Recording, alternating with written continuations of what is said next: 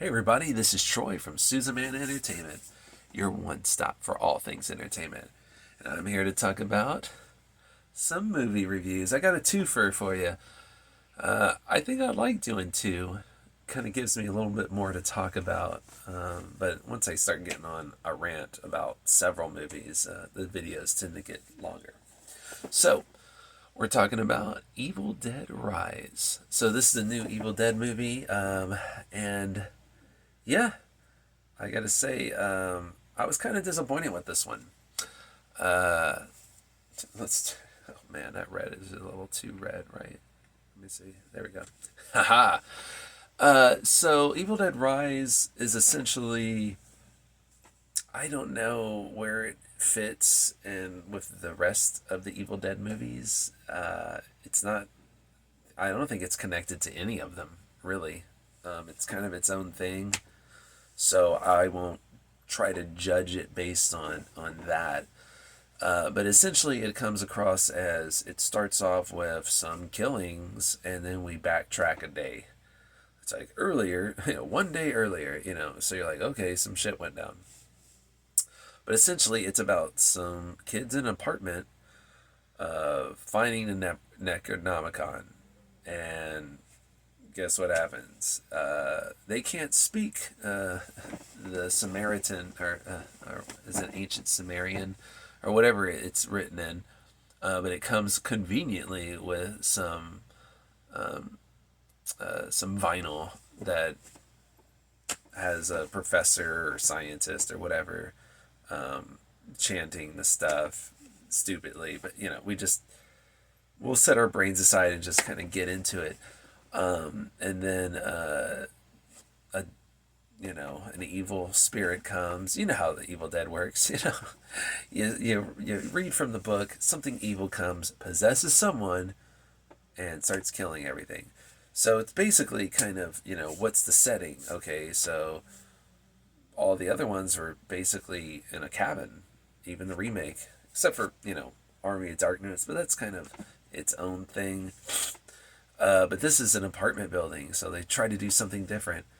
But same results. You get a family, and they are getting killed off, one by one, and someone's got to rise up and be the hero, and that happens. And I'm not gonna. This isn't high culture movie. This is us. An Evil Dead movie. So is it fun? Not particularly. I didn't have a lot of fun with this movie. Actually, I tried to find within myself to, like, why did this movie exist? This movie is not about anything, really. I mean, the first Evil Dead's not really about much, though, but the second one is, it leads to something. And even the remake, 2013, was about something. There was more things going on with the story. With this one, it's about one of the characters is a mom to be, and she's an aunt to these kids, and I guess her trying to become a mature adult mother kind of figure. But it's like really weak sauce as far as like character. But I will say it's not for a lack of trying. You can see the effort on the screen. Now this is like this is the right.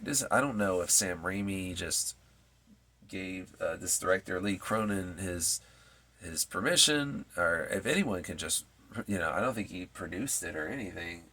I have no idea if he's a producer or Sam Raimi had anything to. I don't even know who owns the rights to Evil Dead. Can I write an Evil Dead movie and film it and put it out there? Maybe, I don't know.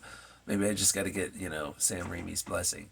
But there's effort in this movie. But in the end, it wasn't about anything, and it was kind of hard to get, and it wasn't really funny or fun. It's just you take the Necronomicon out of this, and it's just another gory horror film.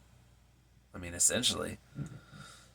So that, I mean, horror fans will get something out of it. I don't know how Evil Dead fans are gonna feel about this. They may. I think this is the weakest of all of them. It's definitely not as good as the remake. I must say it's I mean I didn't hate what was going on, but I wasn't loving it either. It was just kind of there. So, passable, eh. Just because there was effort put on it, it wasn't, a complete shit show. But, some people might end up really, just forgetting about this movie because it kind of came and went. I would say the lead actress that ends up getting possessed, she does a great job. But other than that, there's a lot of subpar acting in this, including one of the kids who's just like, all his acting is, his range is just like, and, and, that was about it. So, I don't know. It's low on just barely worth seeing in my opinion. Some people might love it or won't think too much about where it fits in the movies and just like, oh, it was fine entertainment, but I didn't think so. It wasn't that funny. It wasn't that entertaining in my opinion. There were some cool kills, but kind of forgettable in the end. Okay, second movie though. Now this is a movie. Now this is a lot better in my. This was Sisu, and I didn't know. I think that's the best thing. Not knowing anything about this movie going in, I had no idea what it was about. I saw some reviews, but I kind of peeked and didn't really want to get too much into it because they were like, "Hey, going into this knowing nothing, you're gonna enjoy yourself." Now this is a straight up action film, but it's beautifully done. And this is a movie about a protagonist. I guess he's like an ex-soldier mining for gold, and it's a pretty simple story. He's mining for gold, and he is trying to take that gold and turn it into cash. But there's just one thing in his way, and it's cinema's favorite punching bag: the Nazis. Yes, Nazis get in his way. Yes, this is World War II. He is Finnish. It's a Finnish director, John Marie Helenar, Helleater, and he did a movie called Rare Exports, which is a Christmas kind of movie that is kind of crazy, and I've never seen it. I just heard things, good things. But this movie is a very simple tale, very simple. It almost works like a video game. Man gets gold. Man tries to take gold from point A to point B, and Nazis are in the way. It's as simple as that. Now, this man, there's a lot of talk about him, the protagonist, and we only learn about him through other people. He's a John Wick type. This guy's legendary, dude. He can't die. They call him the Immortal. He's immortal. Is he immortal? I don't know. But I like the line in the movie. It's like, no, I don't think he's immortal. I think he just refuses to die. you know. And yeah, he does. Some shit happens in this movie where this guy should be dead, but it's okay. You put your thoughts aside on that, and you just enjoy the ride. It is an enjoyable ride. I say one of the big things in this movie that does a lot of the heavy lifting for the overall experience is the cinematography. The cinematography, the photography of this movie is fantastic. I mean, these locations are beautifully shot, and the ambient, throat, Mongolian throat singing kind of background music score, if you will, does a lot. It's minimalistic, but it's just enough.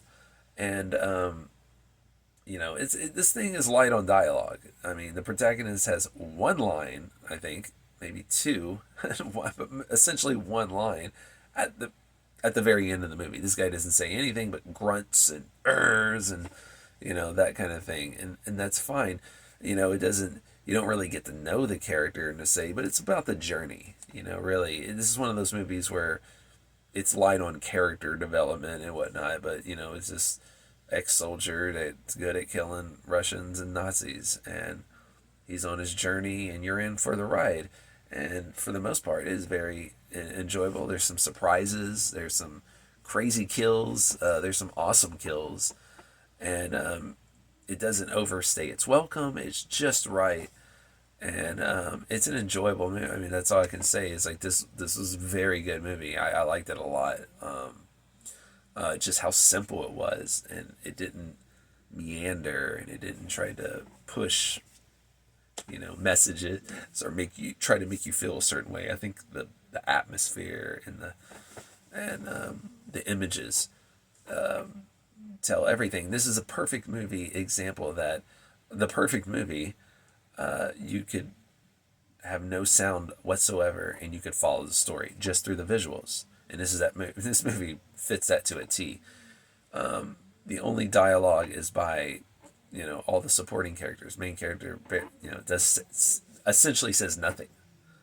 But you follow his journey, and it's a journey worth taking. It was quite enjoyable, and I can't wait to see what this director does more. So check out Sisu. I thought it was really good, almost great. I wouldn't say great, but really good. We'll say on the meter of like, cinetastic, awesome-tacular, which I would say great, and this is like really good. This is fine entertainment, and you could do a lot worse. So take some friends with you, especially the ones that love action. Don't tell them anything, and go check this movie out. I think you'll have a great time.